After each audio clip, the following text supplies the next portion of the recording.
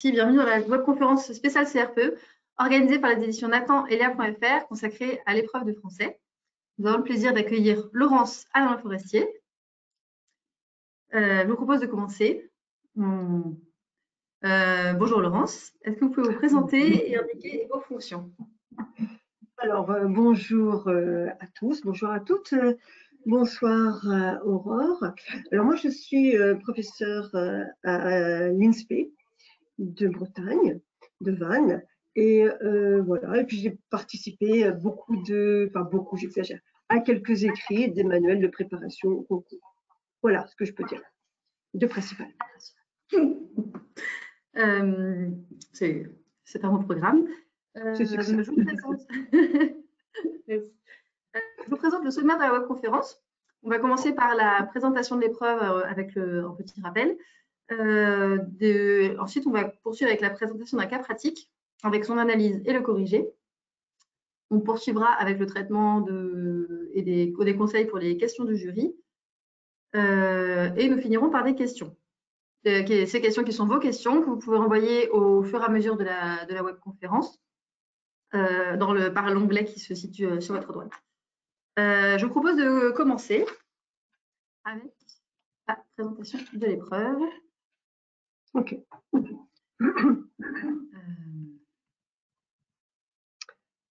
J'y vais.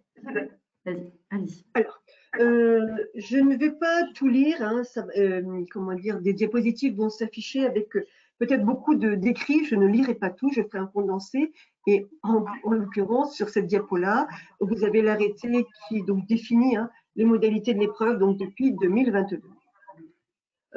Concernant ce qui nous occupe aujourd'hui, il y a un retour, c'est moi peut-être. Concernant ce qui nous occupe aujourd'hui, donc à savoir la préparation à l'oral, et surtout on va se mettre en situation de candidat, je pense que c'est ce qui vous intéresse, de comment je fais le jour du concours pour l'épreuve d'admission. Donc cette épreuve d'admission, vous avez français dans cet ordre-là et mathématiques. Vous avez 2 heures de préparation, donc on va dire 1 heure pour chaque discipline, mais c'est vous qui allez voir, peut-être que vous êtes plus à l'aise dans une discipline ou une autre, c'est vous qui gérez ce temps. Puis à l'issue de cette préparation, vous avez donc 30 minutes de chaque, on considère ces 3 minutes de chaque, 15 minutes d'exposé à peu près, donc de votre côté à vous, et autant d'entretien. Voilà. Ce que l'on évalue ici, à la fois, c'est votre capacité, l'objectif de l'épreuve, votre capacité à concevoir, dans un premier temps, animer, un peu, je ne sais pas si c'est le mot, donc mettre en application, mettre en œuvre, donc une séance d'enseignement à l'école primaire, c'est-à-dire maternelle et élémentaire. Donc ça veut dire que derrière, il y a forcément des savoirs didactiques. Ok. C'est toi qui as la main, Aurore? Ok. Donc, rapidement, ce qu'on attend de vous, du candidat, c'est de concevoir, je viens de le dire, d'exposer la séance. Vous avez des données dans le dossier, telles que le niveau, tels que le domaine. Je rappelle qu'en français, 4 domaines en didactique, qui sont la lecture, l'écriture, l'étude de la langue et l'oral. Donc, à partir du dossier, à vous de concevoir. Vous avez suffisamment d'éléments et dans le dossier lui-même et dans votre tête, normalement. Ce que nous allons faire rapidement, comme l'a évoqué tout à l'heure Aurore, je vais me mettre en situation de candidat, donc avec vous. Je reçois le dossier et puis comment on peut rapidement le lire, parce qu'il faut faire vite, c'est vrai, il faut mobiliser rapidement ses savoirs en même temps qu'on découvre la lecture du dossier. Donc c'est pour ça le numéro 1, lecture, analyse du document, ok. Le 2, ce qu'il faut savoir dans le sens de quoi vous avez besoin, qu'est-ce qui va vous aider à construire la séance. L'objectif de la séance au regard du dossier et forcément de la séquence, il s'agit d'une séance dans une séquence, la mise en forme, comment vous pouvez faire vite pour prendre des notes pour l'entretien, parce qu'il est évident que vous n'allez pas tout noter, vous allez pouvoir lire en même temps, les questions possibles, et puis comme nous avons quasiment un an de recul, eh bien les rapports du jury sont sortis, et je vous invite d'ailleurs à les consulter, parce que dans votre propre académie, et il y a des conseils qui vous sont donnés. On y va. Concernant donc le document, nous nous mettons donc en situation. Okay. Vous avez l'énoncé du sujet, le voilà, donc la consigne est la suivante. À partir du dossier proposé, vous devrez concevoir et présenter une séance sur l'accord sujet-verbe. Énoncé très succinct, mais qui va être développé. Alors, c'est moi qui me soulignais accord sujet-verbe. Le dossier qui suit est composé de documents officiels, de deux documents. Un qui est sorti du BO, donc ça, c'est ce que vous devez appliquer, bulletin officiel. Et les ressources qu'on appelle les ressources d'application, ce sont des aides. Vous n'êtes pas obligé de les appliquer, ce sont des aides qui sont fournies par le ministère, qu'on trouve essentiellement sur Eduscom. Et puis, dans ces 3 documents, le 3e document n'est pas officiel, c'est une présentation d'une séance. Ça, c'est le côté professeur des écoles, c'est votre côté à vous, ça n'est pas un document pour les élèves. C'est bon. Alors, ce que nous savons là maintenant, je n'ai pas encore lu le dossier, j'ai juste lu la consigne. Je sais, je continue donc mon énoncé, ma consigne sur l'accord sujet-verbe, mais je sais, voilà d'autres indications qui me sont données. Je sais que c'est au cycle 2, au CE2, donc dernière année du cycle 2, période 2, donc nous sommes après les vacances de la Toussaint. On me demande de concevoir une séance qui se trouve être la première sur 5. C'est extrêmement défini, ce n'est pas toujours le cas, mais là c'est très précis. L'objectif de la séquence, c'est comprendre la relation entre le sujet et son verbe. Le domaine, des 4 domaines que j'ai énoncés tout à l'heure, c'est celui de l'étude de la langue, qui lui-même est subdivisé en lexique, orthographe, grammatical, lexical, conjugaison. Là, nous sommes, et grammaire. Là, nous sommes dans la grammaire, voire l'orthographe grammaticale. Je ne vais pas tout lire, parce que ça va être long, fastidieux aussi, mais en revanche, je vais prendre l'essentiel avec vous. Dans ce document 1, nous avons donc, il y aura 2 diapos pour ce document 1. Nous avons donc un extrait du BO, le dernier BO en date de 2020, concernant l'étude de la langue, et toujours donc cette fois, au cycle 2. Rapidement sur les 4 paragraphes qui sont, sur les 4 paragraphes qui sont écrits, vous remarquerez, parce que je vais faire un condensé rapidement. C'est comme ça que vous ferez le jour de concours, pas du moins que je vous invite à faire. Vous lisez, vous le connaissez le BO, mais vous ne le connaissez sans doute pas par cœur. Enfin, moi, je ne le connais pas par cœur.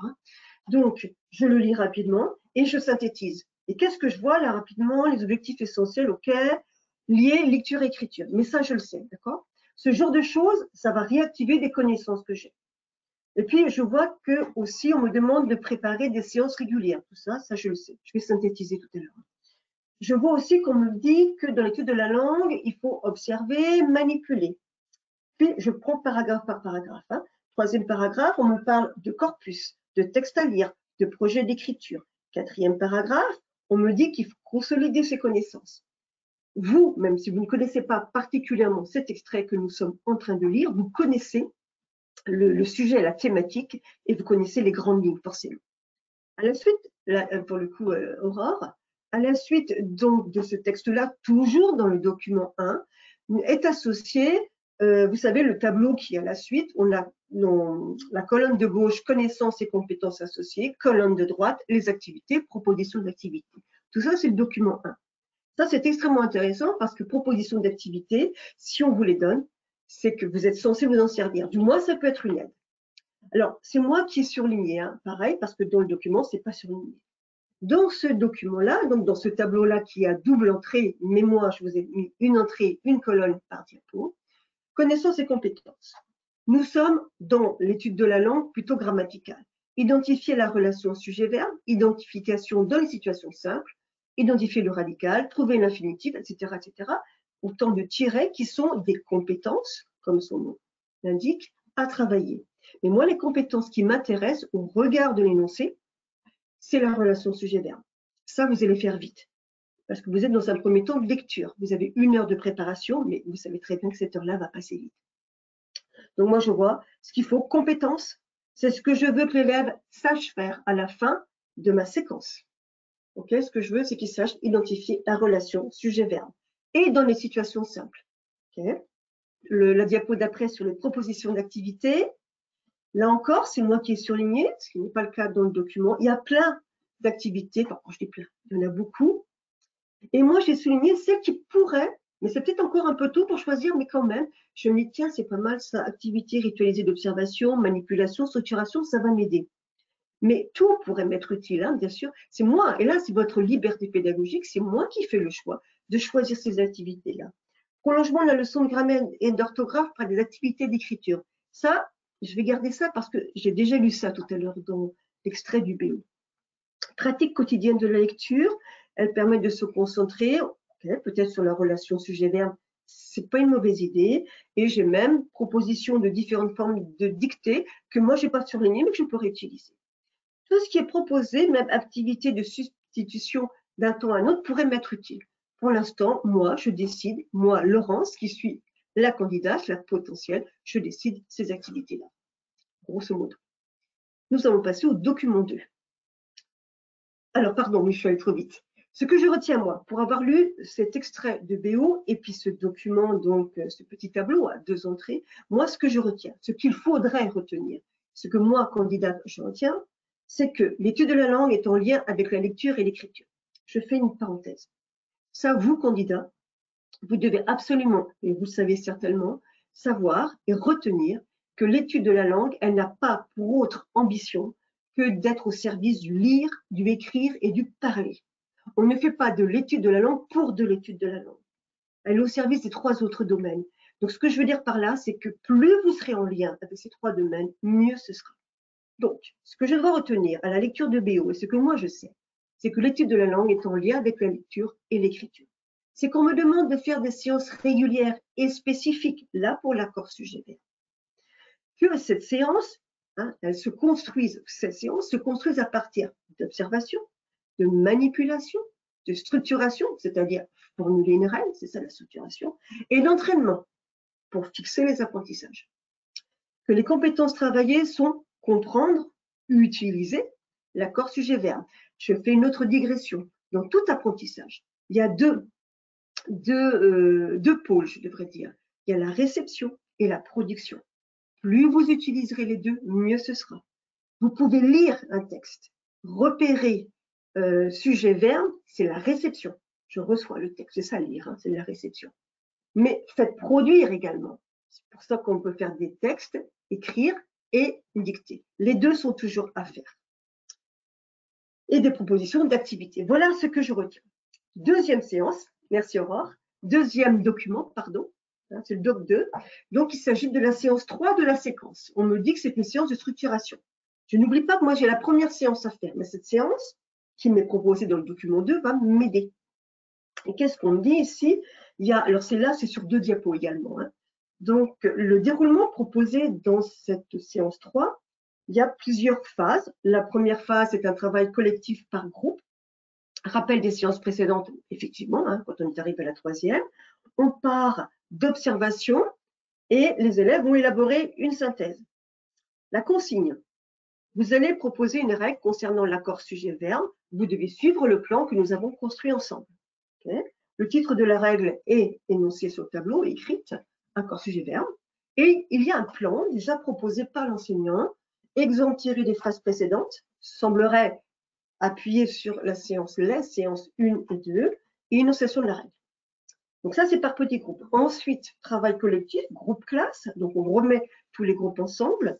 L'enseignant va demander à chacun des groupes visiblement 1 à 2 phrases et les notes au tableau. Et on voit écrit en italique les phrases proposées. Ça, c'est important pour vous de fassiez attention à ces phrases-là parce que ce sont des phrases qui viennent des élèves et surtout, vous n'oubliez pas l'accord sujet-verbe. Et rien qu'en regardant ici, par exemple, tout de suite, vous allez voir que ce sont des verbes danse, parle, écoute, tourne, manger, chante. Ce sont des verbes du premier groupe. Groupe. Vous allez faire cette analyse-là très rapidement.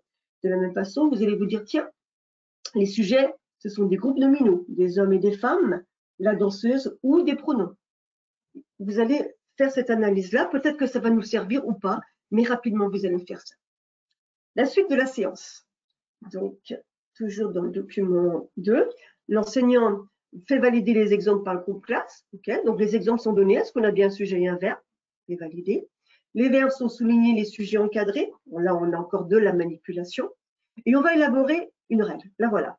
Danse, parle, écoute, tourne, mangeons, chante, ce sont des verbes. Les sujets, visiblement, sont classés par une nature grammaticale comme nous l'avions remarqué, nous, candidats. Des hommes, des femmes, etc. Et la règle, le verbe s'accorde avec son sujet, il change selon le sujet. Et puis, on a un travail individuel qui est très simple, puisqu'il s'agit pour chacun des élèves de recopier la règle. OK. Voilà pour le document D. Ce que je retiens, moi, candidat, de cette séance-là, c'est qu'il s'agit d'une séance de structuration, donc où on va formuler la règle. Et si je me rappelle ce que j'ai lu précédemment dans le BO, j'ai bien des phases d'observation. D'ailleurs, on me dit que cette séance s'appuie sur des séances précédentes d'observation. J'ai une phase d'observation, de manipulation. Et fort à parier qu'après cette séance de structuration, il y aura une phase d'entraînement. OK. Et le dernier document. Le document 3, il s'agit qui est un document assez récent, hein, la grammaire du français du CP à la 6e, donc c'est assez large, hein, les guides fondamentaux. Et là, on reprend en fait hein, sur l'enseignement de la langue, d'un point de vue syntaxique, c'est ce qui nous intéresse. Seuls sont étudiés les cas d'accord les plus simples, relevant du schéma sujet, verbe, objet. D'un point de vue sémantique, seuls les verbes attributifs, être et avoir, et les verbes prédicatifs sont abordés. Au cycle 2, pour travailler l'accord sujet-verbe, ça nous intéresse. On procède à des manipulations simples, dans le but de mettre en évidence la variation réciproque verbe-sujet. Ça veut dire que quand le verbe bouge, le sujet bouge, et quand le sujet bouge, le verbe bouge. C'est dans les deux sens, mais c'est une évidence ce que je dis, mais c'est quand même important dans notre manipulation.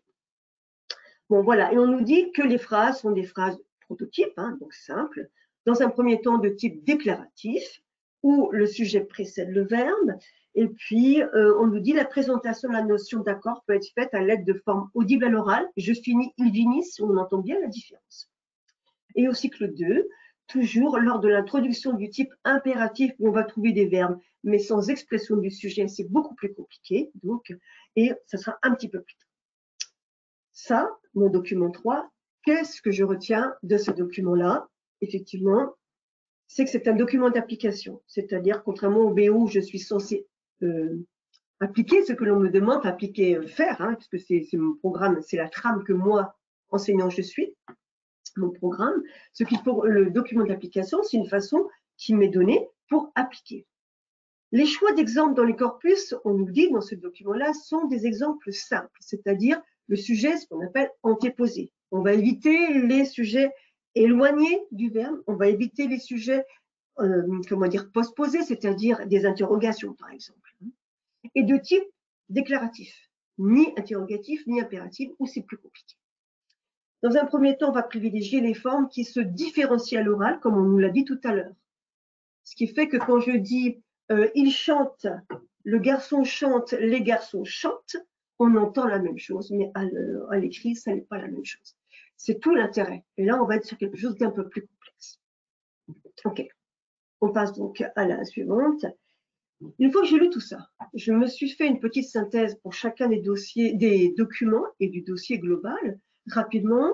Et maintenant, de quoi j'ai besoin? Je n'ai pas besoin de grand-chose finalement, parce que j'ai déjà beaucoup de choses hein, dans le BO qui me sont données, ainsi que dans le troisième document et plus la science. De quoi j'ai besoin et sur quoi je peux m'appuyer. Alors, la première chose à savoir, dans les principes fondamentaux de l'étude de la langue, qui est aussi un document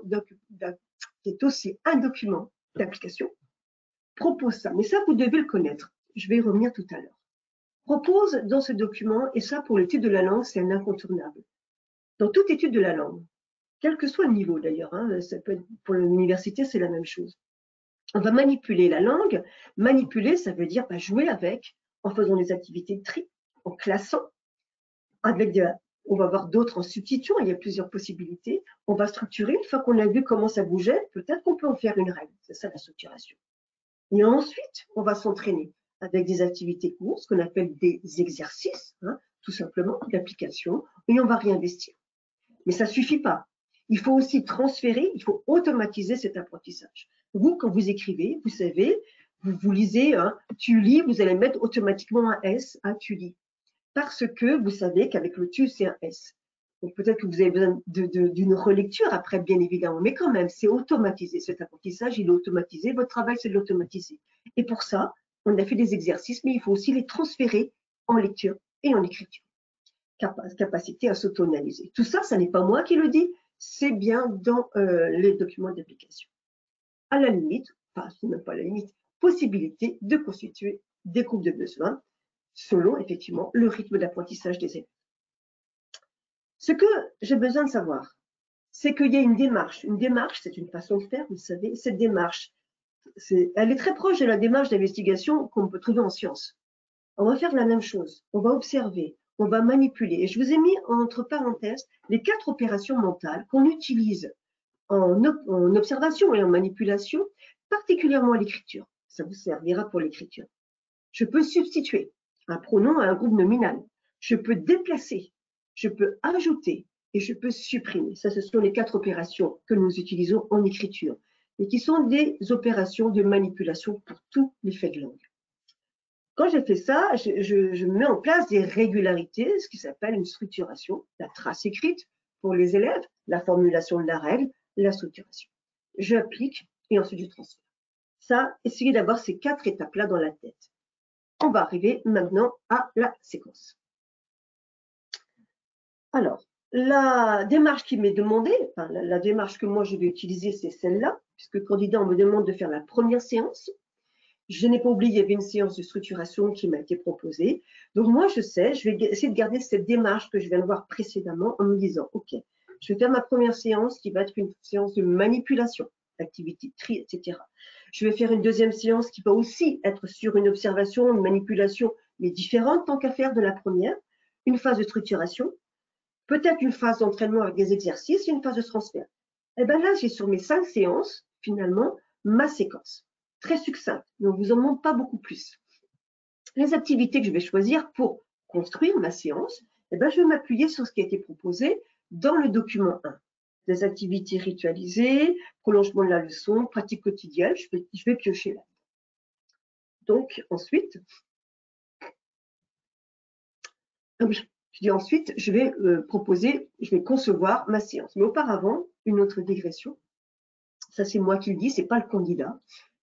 Quand on crée des savoirs, quand on acquiert des nouvelles connaissances, vous le savez très bien, il faut les ritualiser. Je vais prendre un exemple simple, c'est celui du calcul mental. Pour apprendre les dates de multiplication, les multiplications, vous allez faire, multiplication ou autre opération d'ailleurs, vous allez faire de façon rituelle, régulière, des calculs mentaux. Eh bien, on va faire la même chose en langue. Du moins, c'est comme ça qu'on va ritualiser. Et ça, ce n'est pas moi non plus qui le dis. Plus on va ritualiser, plus on va automatiser cet apprentissage. Et comme exemple, je vous en ai donné un, c'est celui des tableaux de conjugaison. Et je m'appuie sur à la fois les travaux de Picot, j'ai oublié son prénom, Fabienne, mais je ne suis pas sûre, et de Fabienne Vernet, qui sont spécialistes, hein, donc surtout en manuel d'apprentissage de l'étude de la langue. C'est quoi jouer avec des tableaux de conjugaison? Eh bien, d'abord, c'est prendre un tableau de conjugaison, vous savez ce que c'est, et faire comme un loto. Deuxième personne du singulier du verbe chanter, et je vais chercher le premier qui a trouvé, ce genre de choses. Ou alors, relever toutes les formes qui se terminent par EZ, relever, bon, voilà, plein de petits jeux comme ça. Et de cette façon-là, c'est un peu ludique, mais c'est aussi une façon de régulariser. Voilà. Je me permets de préciser que c'était Françoise Picot dont tu parlais. François, c'est ça, j'avais un F quelque part. Merci, Laurent. Françoise Picot et Fabienne Vernet. Tout à fait, merci. Alors, on va essayer de construire, on va même pas essayer, on va construire notre séance, concevoir et ensuite la présenter. On y va. Donc, la séance, elle s'inscrit dans une séquence qui m'a été donnée en tout début d'énoncé. Donc, comprendre la relation entre le sujet et le verbe. C'est moi qui rajoute en surligné, plus particulièrement automatiser l'accord, parce que nous sommes en CE2. Le BO, donc, c'est les attendus de fin de cycle, c'est les compétences que je travaille. Donc, cette séquence qui comprend 5 séances, donc ça travaille sur la relation, mais ça serait bien de l'automatiser. On considère arriver en CE2, même si on est encore en début d'année, qu'il y a quand même des connaissances. L'idée, c'est pour moi, candidat, cette fois, grosso modo, c'est très grossier, d'avoir 5 thèmes ou 5 titres, comme vous voulez, dans chacune des séances, même si mon objectif n'est pas très défini. Petit conseil, même si objectif et compétences sont très proches, l'objectif, c'est le mien, c'est celui d'un enseignant. Les compétences, c'est côté élève. On peut avoir, grosso modo, la même chose, hein, mais le conseil que je vous donne, les compétences, on utilise un verbe à l'infinitif. Comme ça, vous ne vous tromperez pas. Le verbe à l'infinitif, c'est ça qui donne la compétence. Si je prends ma séance 1, vous voyez qu'il n'y a pas de verbe à l'infinitif, c'est marqué découverte, manipulation. Ça, c'est pour moi. Mais si je présente ma séance 1, vous voyez, c'est pas un objectif. Mon objectif, c'est quoi? C'est qu'il puisse, je sais pas moi, repérer le sujet. Ça, c'est un objectif. D'accord? Pour vous, donc ça, mais moi, le jour du concours, candidat, je me dis, OK, moi, je fais une séance 1, découverte, manipulation, dont l'objectif est telle chose. Mon objectif, c'est qu'il puisse découvrir, automatiser, repérer le sujet, etc. Ensuite, ma séance 2, manipulation, ma séance 3, structuration, ma séance 4, exercice d'entraînement, et puis peut-être la séance 5, transposition d'un texte, par exemple, je passerai du singulier au pluriel. Vous remarquerez que toutes ces séances-là ne sont que des titres, des thèmes, qu'il n'y a pas d'objectif. Donc, si vous voulez les présenter, parce que moi, je fais vite comme note, je présente de cette façon-là. Après, vous pouvez aussi mettre de façon rapide, si vous êtes à l'aise avec ça, votre objectif très succinctement, là encore, sachant que c'est surtout ma première séance que je dois présenter. Voilà, on y va donc sur la présentation de votre séance. Ce que je vous invite à faire également quand vous présentez votre séance. Donc, votre séquence, vous devez, puisqu'il s'agit d'insérer une séance dans une séquence, vous devez avoir forcément une idée. Vous avez l'objectif de la séquence. L'objectif, il doit être mesurable à la fin de la séquence. Mais vous avez aussi des objectifs de séance, qui vont être des objectifs peu à peu pour arriver à la séquence. La phase 1, chaque séance étant elle aussi organisée selon des temps. D'accord? Ça me fait dire que je n'ai pas mis mon objectif. Je vais mettre plus tard mon objectif de séance. Bon, mon objectif de séance, c'est repérer, identifier le verbe et identifier le sujet. Je vois que je ne l'ai pas mis là. J'espère peut-être qu'il va arriver plus tard.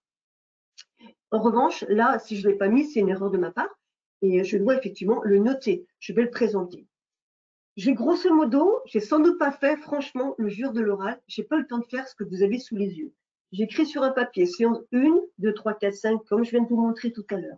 Puis, séance 1, je vais mettre observation, manipulation, séance 2, etc. Tâche collective des élèves, où est ma place?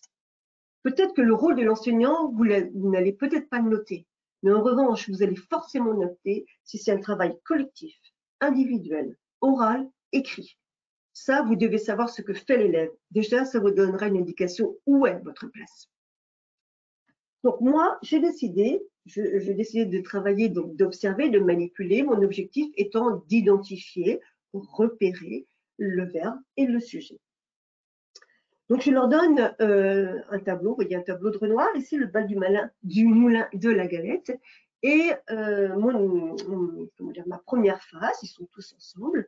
C'est un travail collectif et oral. Il n'y a pas d'écrit pour l'instant. On observe le tableau et je demande, l'enseignant demande aux élèves de proposer des phrases pour décrire ce tableau en utilisant des groupes nominaux et des pronoms. Soit je le dis de cette façon-là, soit je leur demande de faire des phrases et au fur et à mesure de la prise de parole des élèves, je dirais je souhaite des groupes nominaux et des pronoms.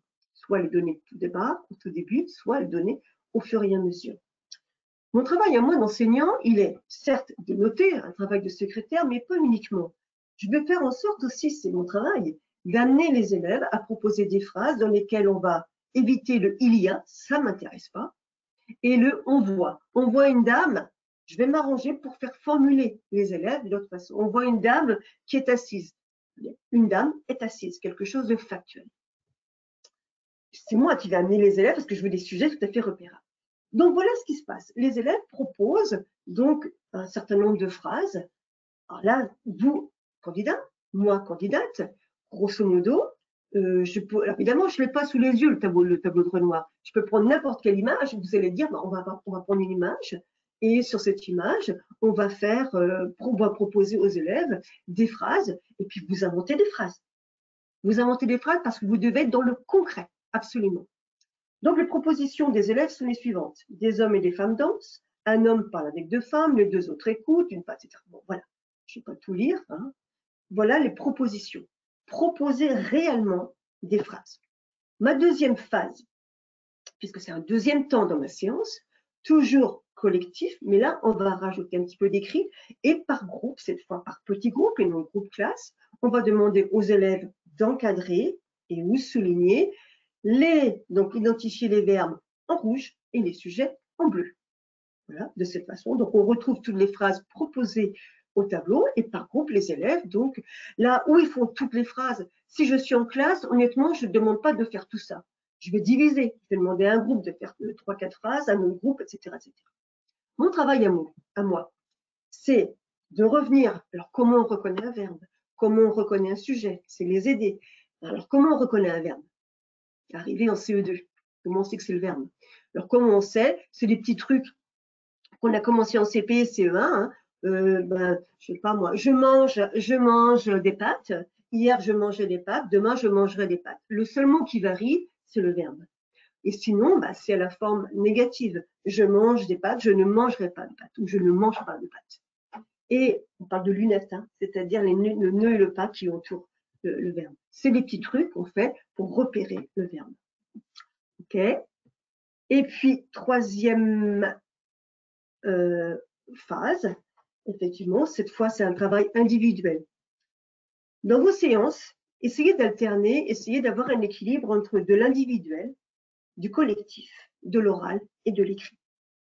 Donc là, on a essentiellement des groupes nominaux. Je vais leur demander de remplacer chaque groupe nominal par un pronom, quand c'est possible, parce qu'il y a des pronoms singuliers ou pluriels, masculin, le genre, donc, ou féminin. Et qu'est-ce qu'on peut remarquer? Ma tâche, la tâche de l'élève plutôt, c'est de substituer. C'est une opération mentale, passer du pluriel au singulier inversement. Je peux leur demander de proposer ensuite, avec les élèves, de constituer des colonnes singuliers et pluriels.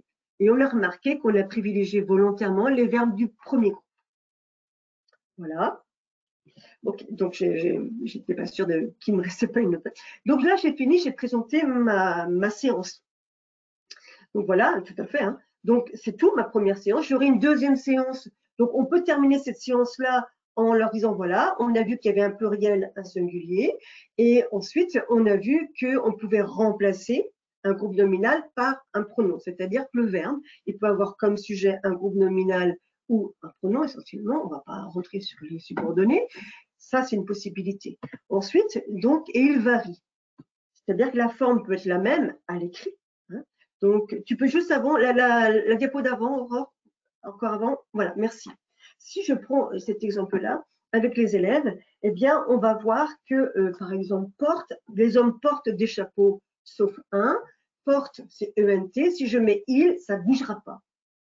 D'accord? Que ce soit un pronom ou un nom, c'est la notion de pluriel qui est importante, donc ce genre de choses. Après, je pourrais passer du pluriel au singulier, ce qui pourrait faire l'objet de ma deuxième séance.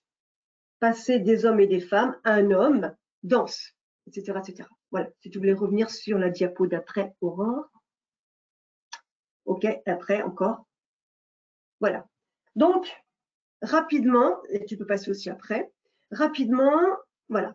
Moi, candidat, j'ai lu le jour de la préparation, donc j'ai une heure de préparation, ça va assez vite. J'ai lu mon dossier, rapidement je fais ça. Dans ma tête, j'ai ces connaissances-là. Je fais une trame vraiment extrêmement succincte de la séquence. Quelquefois, elle m'est proposée, c'est rare, mais enfin, vous avez les objectifs de la séquence. Quelquefois, la place de la séance n'est pas proposée, hein, ou soit à la fin, au milieu. Ici, c'est plus facile quand c'est au début ou à la fin aussi. Essayez d'avoir une trame dans votre tête, soit une trame comme celle-ci. Moi, je n'ai pas de trame comme celle-là, mais parce que c'est beaucoup pour moi à gérer le jour du concours. Donc, faites ça si vous voulez. Mais sinon, le jour du concours, ce que j'ai obligatoirement, c'est objectif de ma séance, place de la séance dans la séquence, phase, c'est ce que je vous ai mis, pensez à noter les différentes phases. Phase, c'est-à-dire les différents moments de la séance. À l'oral, à l'écrit, individuel, collectif, grosso modo. Les consignes s'il y a besoin, mais au fur et à mesure, vous allez donc développer, comme moi j'ai pu le faire tout à l'heure, sur les consignes que vous donnerez, qui vous viendront naturellement le jour de l'oral. Cela dit, si vous avez besoin d'être rassuré, vous pouvez tout noter de cette façon-là, si vous avez une trame dans la tête. Voilà. Pensez aussi en termes de temps, est-ce que ça se tient, c'est-à-dire 30 minutes pour des élèves de CE2, 45 minutes, effectivement, c'est une heure à peu près Pas plus, ça va faire beaucoup sinon hein, pour des élèves. Et pensez à alterner les différentes phases. Voilà. OK. Et on en arrive à l'entretien parce que cet exposé-là que vous avez sur la demi-heure, hein, donc qui est consacré au français, vous avez un temps d'exposé. Voilà, on l'a fait, on l'a présenté. Alors, je vais faire encore, non pas une digression, mais rapidement. Moi, candidate, j'arrive. Je vais faire une intro. Introduisez votre sujet. Donc voilà, le dossier qui m'est proposé porte sur l'étude de la langue, particulièrement ayant pour objectif une séquence sur l'accord sujet-verbe. Je vais proposer une première séance de découverte parmi dans la séquence, qui va ouvrir la séquence, constituée de 5 séances. Le dossier qui m'est proposé est constitué de 3 documents, le bulletin officiel qui me permet de circonscrire mon sujet, la séance 2, et puis le document 2, pardon, qui est une séance, et le document 3, qui est également un document d'application. Ça, c'est mon intro. Dans un premier temps, je vais vous présenter succinctement l'organisation de ma séquence, puis présenter ma séance, celle qui vous est demandée, la première séance. Vous allez présenter votre séquence. Première séance, elle est constituée, mon objectif est 2. Il y a plusieurs phases, il y a ceci, il y a cela. Bon, dites pas il y a, c'est pas très joli, mais elle est constituée de 2, etc. Voilà. À chaque fois que vous allez faire quelque chose, tu peux passer, Aurore, là, tu peux prendre la diapo après, vous allez proposer quelque chose, essayez toujours de justifier. Pourquoi je fais ça? Pourquoi je leur demande finalement d'observer? Pourquoi je leur demande de passer, de substituer? Essayez de penser à ça parce que plus vous allez justifier, plus vous serez en accord avec votre choix et plus c'est cohérent, bien évidemment. Les questions qui peuvent vous être posées et qu'il y a des grandes chances que l'on vous pose, c'est sans doute quelle différenciation, avec un S ou pas, pouvez-vous proposer pour vos élèves en difficulté? Parce que malheureusement, vous aurez des élèves en difficulté. Ça ne veut pas dire en difficulté tout le temps, absolument pas. Et d'une, ça peut être en difficulté pour l'étude de la langue, ça peut être en difficulté pour plein d'autres raisons à ce moment-là. Quelle remédiation proposer? Je rappelle qu'une remédiation, ce n'est pas une différenciation. Une remédiation, comme son nom l'indique, c'est remédier à quelque chose. C'est-à-dire que, OK, j'ai fait une évaluation à la fin de ma séquence. Bon, il y a des choses qui n'ont pas été acquises. Je dois faire quelque chose pour arranger ça ou pour améliorer ça. Quelle est la progression dans ma séquence? Est-ce que ça se tient? Quelle évaluation je peux prévoir? Ça, je peux faire ça dans ma thèse si j'ai un peu de temps, mais il y a des grandes chances qu'on vous pose ces questions-là. Par exemple, pour moi, donc sur ce que j'ai présenté, question que le jury pourrait me poser, pourquoi avoir choisi uniquement des verbes de premier groupe? Alors parce que dans un premier temps, les verbes de premier groupe, ils s'entendent. On l'a dit tout à l'heure, ils parlent, le garçon parle, les garçons parlent, on entend la même chose, et c'est l'écrit qui va différencier. Arrivé en CE2, on arrive sur quelque chose d'un petit peu plus complexe, et donc on est vraiment sur de l'orthographe, c'est-à-dire de l'écrit. L'orthographe, c'est quelque chose d'écrit. Ne peut-on pas partir d'exemples de production écrite des élèves? Tout à fait, si. Moi, je fais le choix de travailler en proposition d'élèves à l'oral parce que c'est plus dynamique, parce que ça fait participer tous les élèves. Que faire des tableaux de conjugaison? Le mieux, c'est de les faire construire avec les élèves sur des observations que nous avons faites dans les classes, dans les textes surtout, pardon. Sauf que, en travaillant sur les observations et les phrases relevées dans les textes, on ne risque pas, enfin, il n'y aura sans doute pas tous les pronoms, toutes les premières, deuxième, troisième personnes, hein, P1, P2, P3, P4, P5, P6. Donc, on va sans doute trouver beaucoup de P3. Hein, il y a des grandes chances. Donc, c'est bien. Quelle est l'utilité des tableaux de conjugaison? Ben, c'est fixer tout à fait les apprentissages, hein, c'est fixer les terminaisons surtout, et puis certains verbes qui ont des radicaux, mais ça vous le savez, vous qui venez de passer l'écrit, qui ont des bases qu'on appelle des bases différentes. Quelle proposition d'écriture pourriez-vous faire à l'issue de ça? En proposition d'écriture, eh bien, je trouverais personnellement pas pertinent de leur demander un texte en soulignant les verbes et les sujets, parce que ça, c'est un travail de réception, même si c'est sur leur propre texte. En revanche, je peux peut-être leur proposer soit une transposition, soit passer du singulier au pluriel, soit passer des groupes nominaux, soit donc faire une écriture en proposant des verbes, trouver des sujets, ce genre de choses. Voilà. OK. Et on en arrive à conseil et rapport du jury par rapport à ce qui s'est passé l'an dernier. On y va.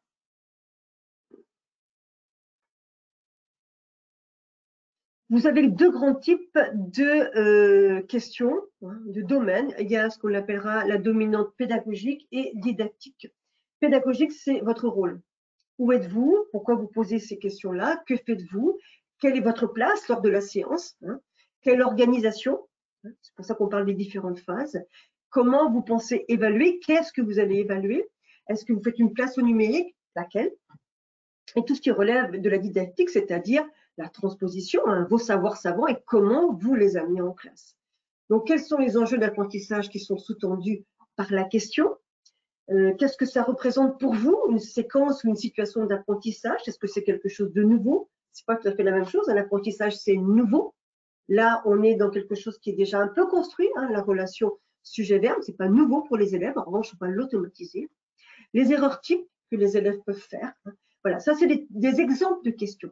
D'accord? Dans le jury, il est demandé, dans les rapports du jury de la plupart des académies, de toutes, j'imagine, il est demandé que le jury pose des questions qui soient équilibrées, autant dans le domaine pédagogique que dans le domaine didactique. Voilà. Ensuite, que peut-on dire? Ce que l'on attend, ce que le jury, à l'issue donc des différents candidats passés en 2022, ce que attend le jury, c'est une vision réaliste de la classe. C'est pas la peine de faire des trucs complètement farfelus, c'est une chose, mais surtout démesurés, même si c'est beau, qui ne sont pas applicables en classe. Ayez une approche actualisée du point de vue des gestes professionnels. Je pense particulièrement à la bienveillance donc dans votre évaluation des élèves en difficulté, de ce que l'on peut demander à un élève ou pas, dans la notion de genre aussi, c'est très actuel. Un regard bienveillant, effectivement, vient de le dire. La volonté de faire progresser chaque élève à son rythme, donc adapter vos exercices. Alors, je rappelle que les manuels, la plupart des manuels, je ne les ai pas tous faits, mais la plupart, effectivement, dans les exercices proposés dans une leçon, eh bien, il y a souvent des étoiles ou des choses comme ça qui montrent différents niveaux pour vos élèves. Donc, vous allez les adapter. Et puis, des postures, des profils, postures, tenez-vous comme un enseignant, c'est-à-dire que vous donnez des choses, vous parlez, vous êtes irréprochable dans votre oral, c'est-à-dire pas d'erreur de syntaxe, tant qu'à faire. Et puis, surtout, vous écoutez et vous répondez de façon posée. C'est ça qu'on attend comme posture, et posture du candidat, mais posture d'enseignant, c'est-à-dire votre place à vous en tant qu'enseignant. C'est vous qui êtes le maître ou la maîtresse de la classe. Pour autant, vous n'êtes pas dans une situation autoritaire ou autoritariste. OK? La suite.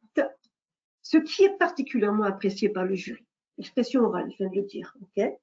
Posture du candidat. Essayez de maîtriser vos émotions parce que le jour, quand vous serez en classe, vous apprendrez à gérer vos émotions. Il y a une posture naturelle, pas trop surfaite, calme, ça c'est facile à dire, avec force et conviction, enthousiaste, ça serait bien, mais enfin bon, on fait comme on peut. Ayez une vision de l'élève positive, c'est-à-dire surtout la prise en considération de tous vos élèves. C'est vrai que vous avez une classe en face de vous. Une classe, c'est une entité, mais une entité de chacun des élèves, c'est ça. Conscience de la possibilité de l'éducabilité de chacun, c'est-à-dire que votre travail à vous, c'est d'amener tous les élèves, tous, avec des outils adaptés pour chacun à un endroit précis. Voilà. Compréhension du métier du professeur des écoles, c'est-à-dire connaissance des programmes, des documents d'accompagnement ou d'implication, une mise en œuvre qui soit proche de la réalité, une appréhension réaliste des exigences et difficultés du métier, parce qu'il y a aussi des difficultés dans ce très beau métier.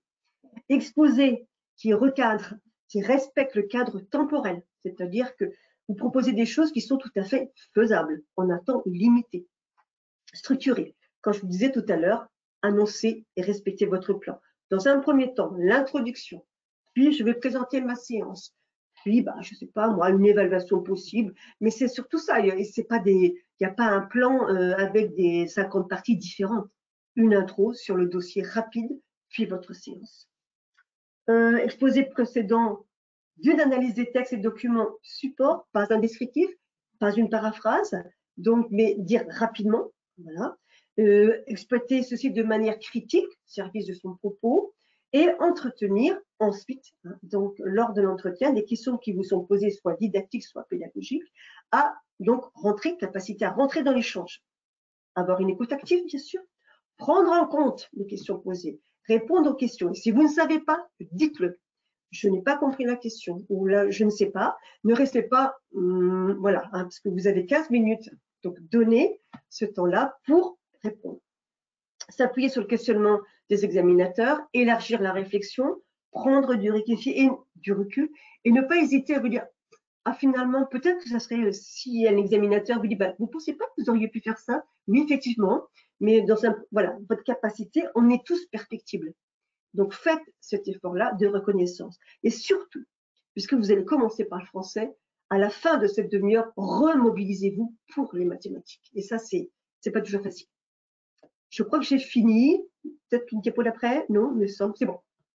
Voilà, ça a été succinct, hein, j'en suis désolée, mais il y avait beaucoup, beaucoup de choses à dire. OK. C'était très complet, merci Laurence. On avait quelques petits conseils de lecture pour la préparation de l'oral, donc évidemment tous les programmes des cycles 1 ou 2 et 3, bien connaître le socle commun des compétences, les repères annuels, les attendus et tous les guides institutionnels que vous pourrez trouver notamment sur Eduscol. Tout à fait. Les différents manuels et guides du maître.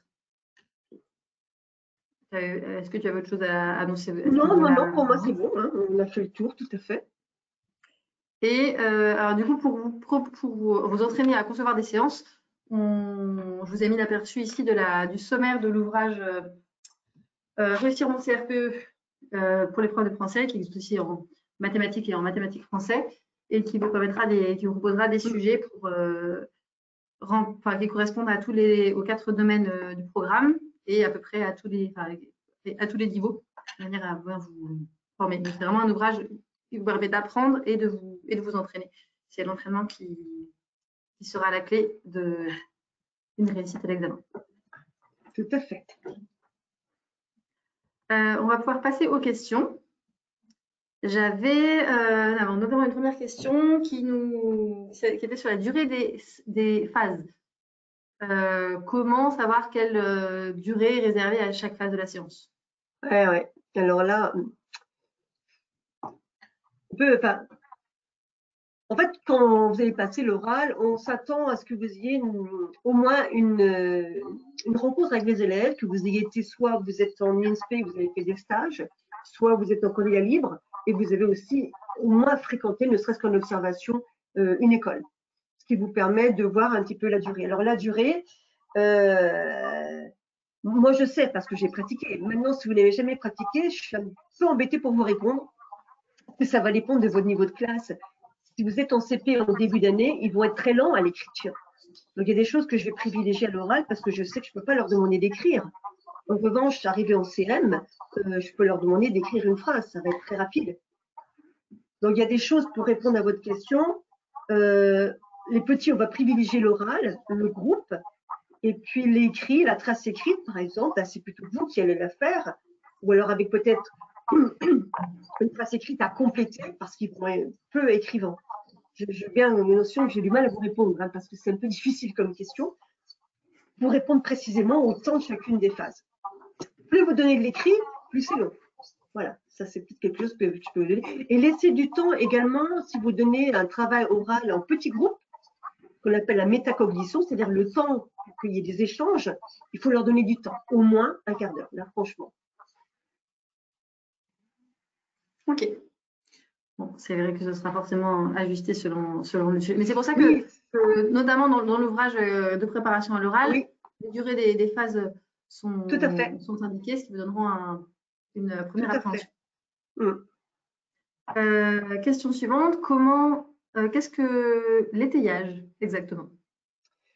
Alors, l'étayage, comme son nom l'indique, c'est le tuteur, c'est le rôle du tuteur. C'est un mot qu'on utilise beaucoup à l'école maternelle. C'est qu'est-ce que je peux faire pour aider l'élève. Et on parle du rôle d'étayage, surtout à l'école maternelle, par exemple dans les discussions, dans les échanges oraux avec les élèves. Est-ce que je reformule la question pour aider l'élève à mieux comprendre? Est-ce que je relance? Est-ce que je demande? Je n'ai pas bien compris là ce que tu veux dire. C'est-à-dire que je relance la question, je demande une reformulation, ou moi-même je reformule, ou je demande à un autre de reformuler. Je suis en train de chercher en même temps, parce que ça c'est Brunner, hein, l'étayage, Jérôme Brunner. Et donc, c'est toutes les aides que je peux donner pour aider l'élève à construire sa pensée, soit à l'oral, plutôt à l'oral d'ailleurs, hein, parce qu'en étayage, à l'écrit, c'est encore autre chose. Voilà. Ok, très bien. Question suivante. Pour cette séance proposée lors de cette webconférence, quelle différenciation serait-il possible de proposer? Alors voilà, ça c'est une question intéressante parce que c'est forcément une question que je me suis posée et que je vous invite à vous poser quand vous faites votre séance. Je me suis dit, bon, alors c'est bien joli, là, ton truc, qu'est-ce que tu proposes pour les élèves en difficulté?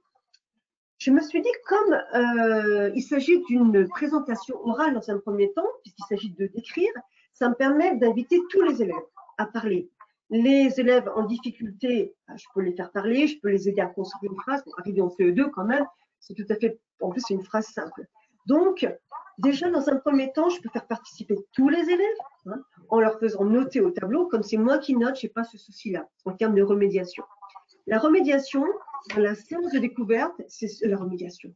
La différenciation, pardon, dans la séance de découverte que je propose ici, je ne la trouve pas pertinente.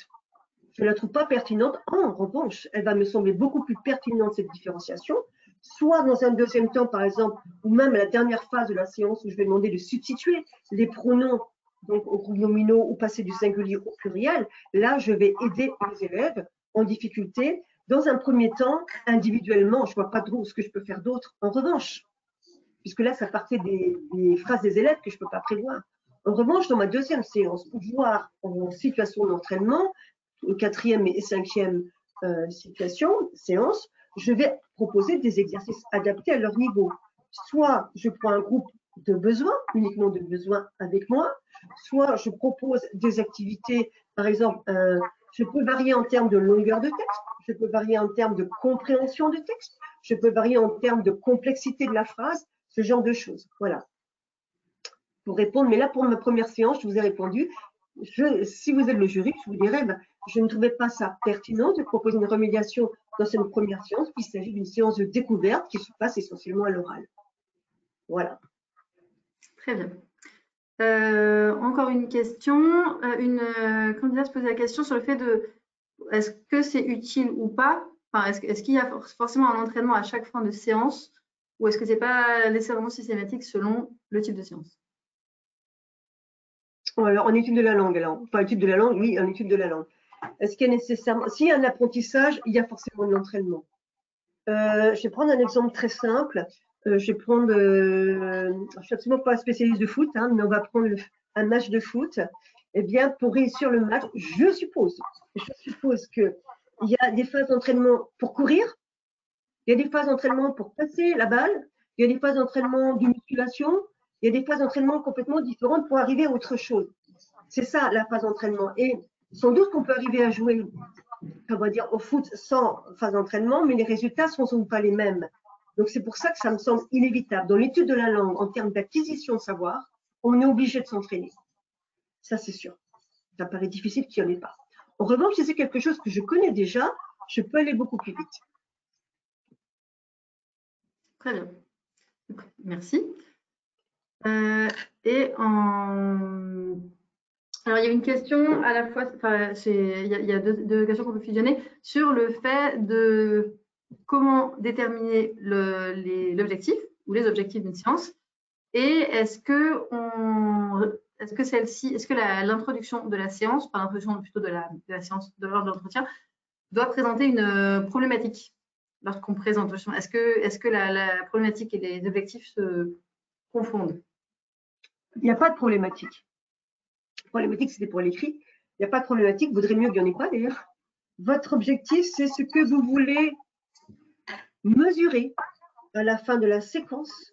Moi, ce que je veux, c'est qu'à la fin de la séquence, il sache repérer le verbe et le sujet. Enfin non, ça c'est ma science. Ce que je veux exactement, précisément, à la fin de la séquence, mais c'est bien de dire ça parce que, ah non, ça ne suffit pas. Je vais reformuler.